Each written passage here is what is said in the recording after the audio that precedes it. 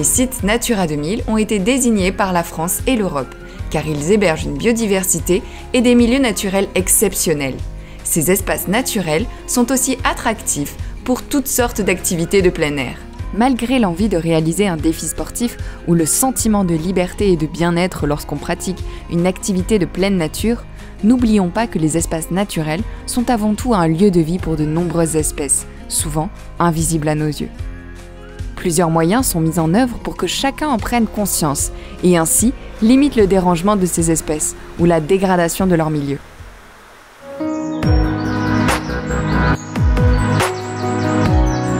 Alors, sur le territoire global du Parc naturel régional du Verdon, les activités de pleine nature représentent une grande part de l'offre touristique et elles se sont développées à peu près de manière importante dans les années 80 suite à la mise en eau des lacs et aussi ça correspond au développement des sports de nature en France à cette période.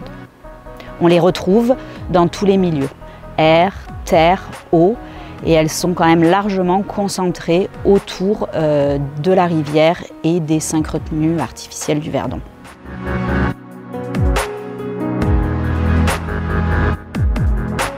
Dans les grandes gorges du Verdon, il y a plusieurs actions, notamment des actions de formation et de sensibilisation des pratiquants.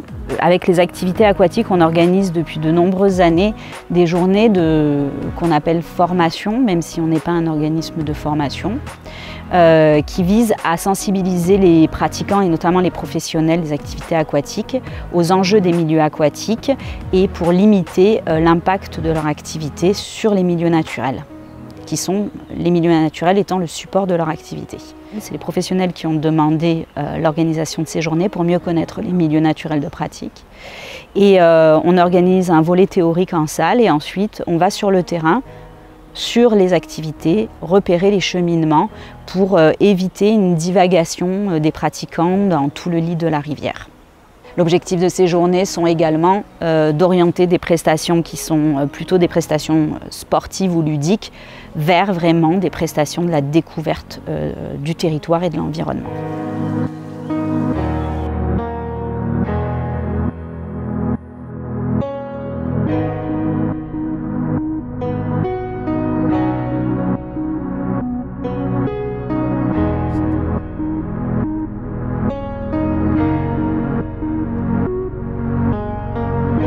Dans le Grand Canyon du Verdon, il y a plusieurs espèces rupestres, c'est-à-dire qui sont rattachées au milieu rocheux. Donc en plus des 3 espèces de vautours qu'on a, fauves, moines et percnoptères, il y a aussi d'autres oiseaux comme le faucon pèlerin, le faucon cresserelle, le hibou grand-duc, l'aigle royal. On est vraiment sur un site très réputé au niveau de l'escalade puisque c'est le plus grand canyon d'Europe et il y a énormément du coup de voies d'escalade qui sont équipées tout au long du Grand Canyon et ça peut poser un problème pour les oiseaux rupestres donc qui nichent en falaise et notamment les vautours puisque si on a des voies d'escalade qui sont trop proches des nids, peut y avoir du coup un dérangement du poussin et des adultes et donc un échec de la reproduction, c'est-à-dire la mort du poussin. Donc il y a différents degrés de danger, on va dire. Si une voie est trop proche, si la voie d'escalade passe dans le nid aussi des vautours, ou si elle passe un peu plus loin mais que c'est sur une vire et à ce moment-là le poussin peut se déplacer, aller voir la voie et être dérangé. Donc on calcule un petit peu ces niveaux de sensibilité par rapport au nid et aux voies d'escalade et on essaye du coup de travailler avec ces activités de plein air et les grimpeurs pour faire en sorte justement qu'il n'y ait pas d'accident au niveau de la reproduction des oiseaux rupestres. On va aller poser ce qu'on appelle des affichettes, donc comme celle-ci, sur lesquelles on va écrire les voies qui vont être sensibles et donc dire aux grimpeurs de ne pas les utiliser pendant la période de reproduction, à savoir de janvier jusqu'au mois d'août, là où les poussins, donc les jeunes vautours vont s'envoler. Il y a aussi des grimpeurs qui nous annoncent qu'ils ont vu justement un nid lors de leur ascension et c'est eux qui vont nous prévenir qu'il y a un nid et qu'il faut agir.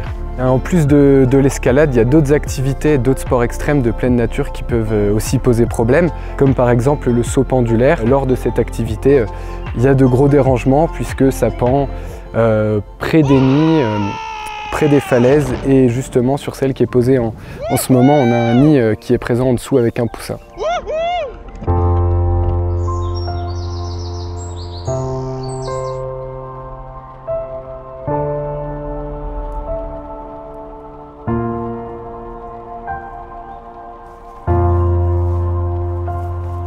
Alors, nous nous trouvons ici sur l'emplacement de l'ancien canal de Provence qui a mené l'eau depuis Quinson jusqu'à Aix-en-Provence. Ce canal a été fait entre 1865 et 1875, terminé sous Napoléon III. Et depuis 2009, nous avons une protection ici aussi pour les chauves-souris, puisque c'est une colonie importante pour ce qui est de l'hibernation. Donc des panneaux ont été mis en place et des grilles de protection pour éviter que le public aille à l'intérieur, bien sûr. Donc on vise l'obtention du label Grand Site de France, dont les objectifs sont la gestion de la fréquentation, l'amélioration de l'accueil du public, mais également la préservation de l'environnement. À savoir qu'un site, un Grand Site de France est sur un site classé, classé par rapport au paysage. Et on a notamment là mis en place des aménagements pour améliorer la gestion du stationnement sur 2 sites phares des Gorges du Verdon qui sont le Point Sublime et le couloir Sanson.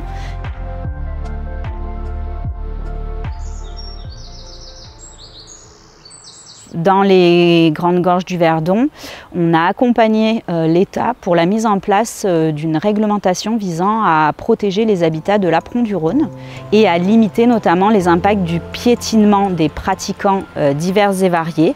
Donc ça peut être des baigneurs, des pêcheurs, des pratiquants d'activités aquatiques telles que randonnée aquatique, canoë. Donc en 2012, cette réglementation est née sur 18 km de la rivière.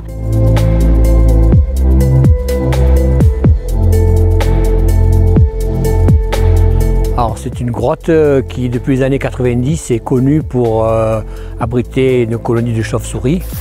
Il s'avère que cette colonie de chauves-souris est une des plus importantes de France. Nous avons 4 espèces qui sont en reproduction pendant la période et l'espèce la plus emblématique c'est le murin de Capacini.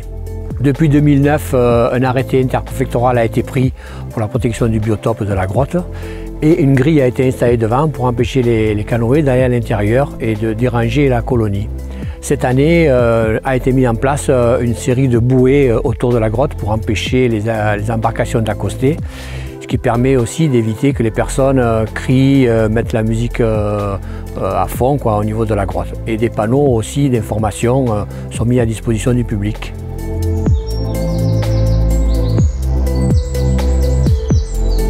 Quelle que soit l'activité que vous pratiquez dans la nature, renseignez-vous sur les réglementations. Respectez les aménagements conçus pour vous accueillir et restez discret pour mieux apprécier les milieux et les espèces fragiles qui vous entourent.